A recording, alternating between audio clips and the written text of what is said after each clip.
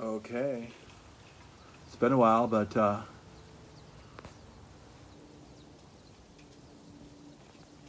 there.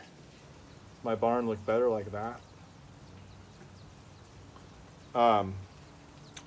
Or the way I'm looking at it like this. Or like that. Something I never thought to film here. You've got your shade house, right? Here's my invention here. You can build a 120 square foot building up to like 12 feet tall or something. And so I built one over there. It's my shed. It's really cool. Look, it's pretty ingenious. Looks like an old, beautiful barn shed. Retaining wall foundation here. It's my big barn doors. And got my big hook up there in case I want to hang, anything. Bunch of stuff. This is a total mess, but I'll show you anyway. Kayak storage in the back.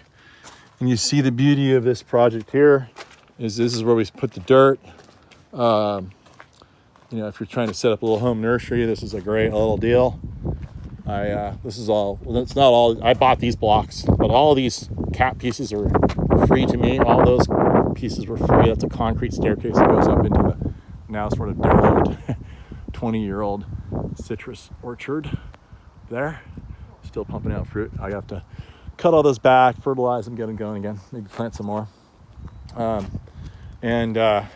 So the concrete pad here will be a nice surface to put your soil on. You can take your little tractor and the backing, you can scoop it off the back, holds it in place. These are all used bricks I got over the years, made this big driveway. And this is 6 feet wide, big enough to take my little pickup truck in here and pick up plants from the nursery area. This nursery area was built before I had my big nursery in Richmond. It was like 20 something years ago. And then this nursery it's fantastic. I love it. It's at my house.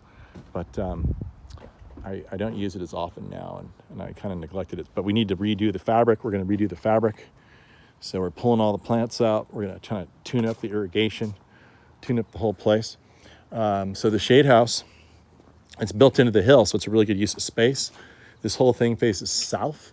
So this wall faces south. That's south. And so we get this, filtered light through the fabric here. The fabric's 20 years old. Look, there's not a single rip in it. It's really good stuff, really good stuff. I think I bought it from DeWitt. You can look them up. This is all glass I got from Craigslist or something. Somebody getting rid of glass like for really cheap. And then we built this whole frame custom. But yeah, the shade house, I built these tables in here. And a lot of this is used wood. And you can see I've got my kickers under here supporting everything. They seem to work pretty well. One of them kind of came loose, so I have to kind of prop that up down there. But it's not bad after 20 years, guys. We're going to have a whole nother round of plants. The problem here is we have deer, so I can only grow stuff out here the deer don't eat. And in here, sometimes I get tempted to grow things that the deer do eat. And so I put this big, massive barrier of plants back here. A lot of prickly stuff, a lot of stuff that's untrimmed intentionally to create a barrier.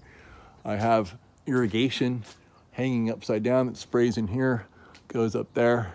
I also have some aerial heads up here. This does a really good job. Concrete pad, you got to run your rebar up to capture your wall.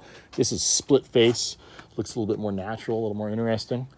And so again, I've got a 120 square foot structure over there and a 120 square foot structure over here. So it's all legal without permits. Isn't that cool? And I don't really count this as a structure. This is really just a shade thing. But I haven't had any complaints. And I think it looks pretty cool. It's extremely useful for the space. You got your storage on one side, you got your shade house on the other side, and you've got your greenhouse over here. The door, after 20 years, rotted out on the bottom. But it provides for really good airflow. The glass is moving around a little bit. It needs to get tuned up, but, it's a pretty good setup. This is just as big of a mess as the shade house was. I haven't done anything in here in a long time, so we're going to tackle this next. My kids talked me into building a little hangout up above.